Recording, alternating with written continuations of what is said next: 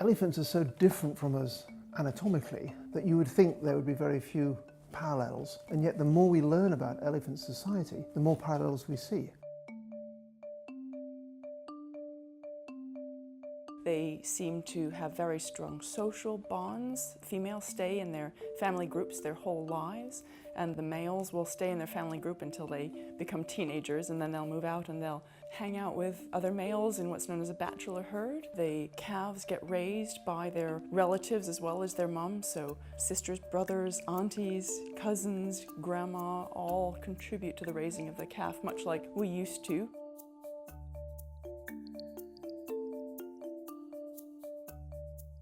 Elephants are really amazing at staying in touch. Elephants will communicate with each other using vocalizations, making sounds that are within human hearing range. But we know that they also use something called infrasound, which is a very low frequency sound. And the thing about infrasound is that it travels over very long distances. It can travel many miles. And so we believe that elephants, when they separate from each other in groups, that they will keep in touch with each other using infrasound, and they will use that to coordinate their movements with each other, eventually meeting back up together again.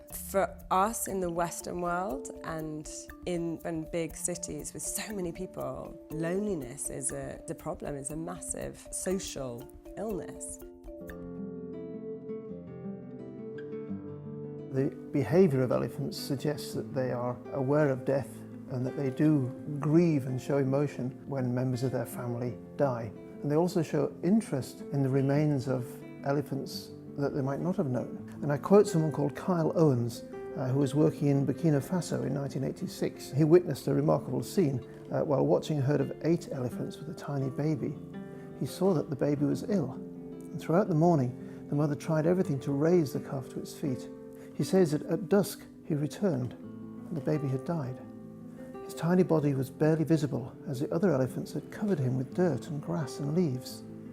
The mother positioned herself over her child and began to rock.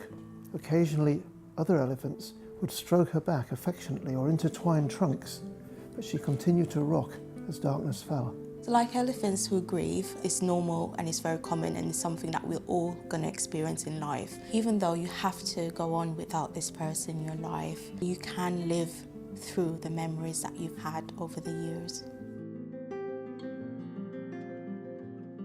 Elephants touch each other with their trunks, and this physical contact seems to provide comfort. So an elephant that has appeared distressed, when other elephant comes over to it and seems to be comforting it, using its trunk and touching it, the other elephant seems to then relax and seems to show less distress. So similar to hugging. Comfort, affection, touching, hugging, kissing, it's quite a reassurance that, okay, there's some support there. You want people to feel supported. You want them to feel like, you know what, they're a part of this society, they're part of this world, and they've got a purpose here.